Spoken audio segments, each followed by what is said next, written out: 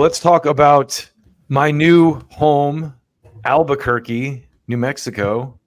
I thought this was really cool, man. The mayor here in Albuquerque is famously a huge metalhead.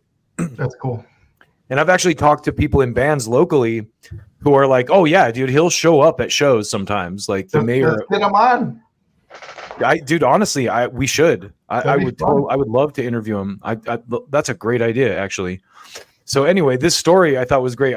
Unfortunately I didn't make it to this concert, but I definitely caught wind of this as soon as it happened. The members of Testament and possessed Jeff Becerra were each presented with keys to the city by Albuquerque, New Mexico's mayor Tim Keller prior to the band's joint concert along with Kreator on October 23rd at the Albuquerque Convention Center venue. I don't know why Kreator didn't get one. Because they're German, I bet. along with Kreator. Yeah. Earlier today, Testament of all those bands is probably the most like OG. Yeah. Like they're part of that original Bay Area thrash scene with Metallica and. Yeah, I don't know them well, but what I have heard of Testament, I really like. Like they're very underrated considering how long they've been around. Yes. Can I tell you something too? Me and Eric interviewed Eric Peterson, the guitar player. It's on our channel. Go view it if you haven't seen it. It's awesome fucking interview. But there's a point in that where we talked about this, Joey. You were on for it. I know it wasn't really your era, but we talked about how like in the 94, 93, like a bunch of the like heavy thrash bands made mainstream albums because of the Metallica Black record, right? Mm-hmm. And Testament did that for their label. Then their record from that era is really killer. It's called The Ritual. But after that, they put out like almost a death metal record called Low.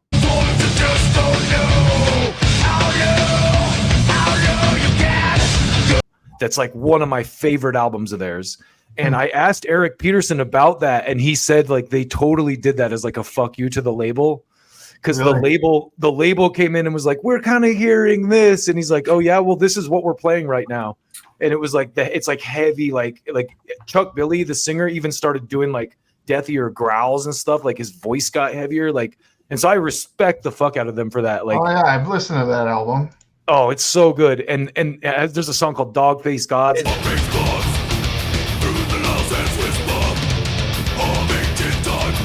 Is that the one with the like yellow? I can't even explain what it is, but it like looks like a like golden like.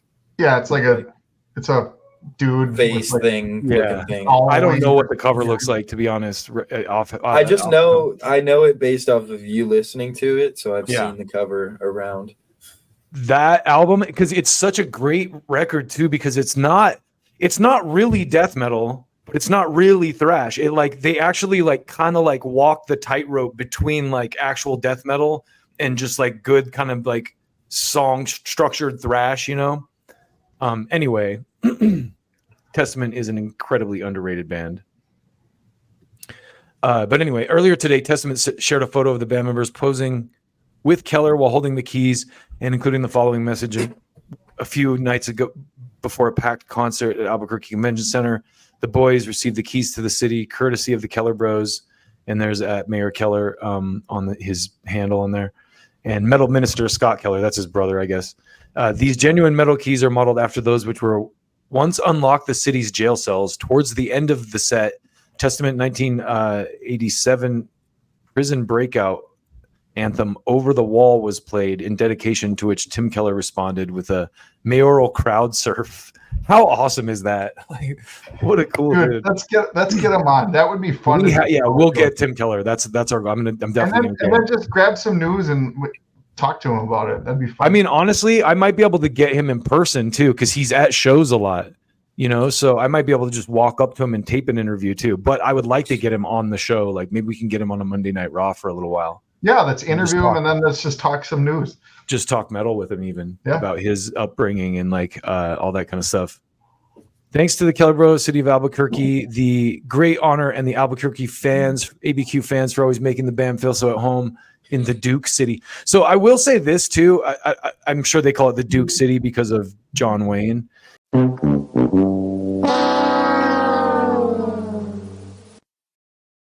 But but Albuquerque has like a really cool kind of like Old West vibe, like Wild West vibe about it. Like maybe it's like kind of like the libertarian or the fact that like everyone's packing heat. You know, but it's got a really, and also the architecture and like there's a lot of like adobe buildings and kind of like Old West type kind of. I've only spent a day there, but it looked like a really cool city. Like I stopped and saw the Breaking Bad stuff. Yeah, and yeah.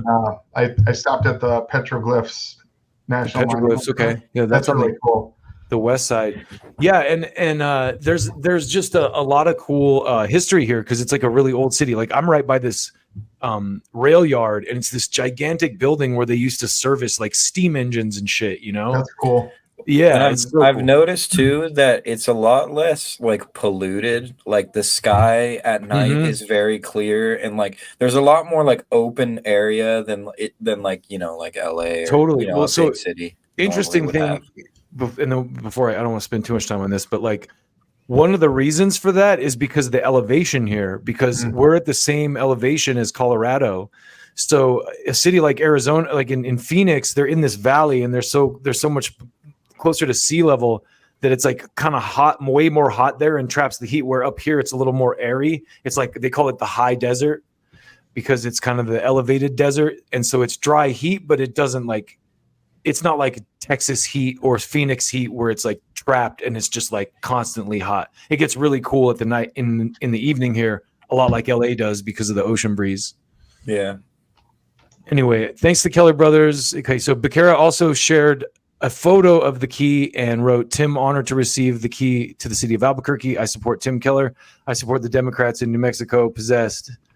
Earlier this month, Keller also presented a key to the city to one of our favorites, friend of the show, Max Cavalera of Soulfly. In October 2022, Soulfly posted a photo of Keller donning one of the band's long sleeve T-shirts when he cast his ballot in that year's U.S. midterm election. This was not the first time Keller sported heavy metal merchandise in public. 4 years ago, Keller donned a Machine Head hooded sweatshirt when he cast his ballot in the U.S. presidential election. Back in December 2018, he wore a Pantera Christmas sweater for a signing of a bill granting family paid parental leave to city employees. That's pretty metal. I love that. The legislation made Albuquerque the first city in New Mexico to extend paid parental leave benefits to its municipal workforce. Born and raised in Albuquerque. Oh, sorry. No, go ahead. You finish up.